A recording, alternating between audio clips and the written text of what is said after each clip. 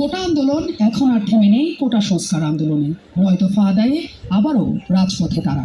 তাদের সাথে যোগ দিয়েছেন নাগরিক সমাজ থেকে শুরু করে সাংস্কৃতিক ব্যক্তিত্ব সহ সাধারণ জনতা।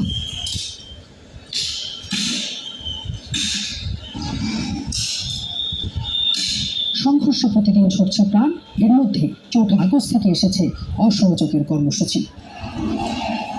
এমন পরিস্থিতিতে গণভবনে পেশাজীবী সমন্বয় পরিষদের সঙ্গে মতবিনিময় সভায় প্রধানমন্ত্রী জানালেন তিনি আলোচনায় বসতে চান শিক্ষার্থীদের সাথে। তারা যদি এখনো আসতে চায়, কথা বলতে চায়, আমি তাদের সাথে কথা বলতে চাই, তাদের কথা শুনতে চাই, তাদের দাবি কী কী বাকি আছে আমি এটা শুনতে চাই, এবং যেটা আমাদের সাধ্যবোধ সেটা আমি পূরণ করতে চাই। আমি এই সংঘাত চাই না। গণভবনের দরজা খোলা। যখনই এই আন্দোলনকারীরা কথা বলতে চায়, আলোচনা করে সমাধান করতে চায়, আমি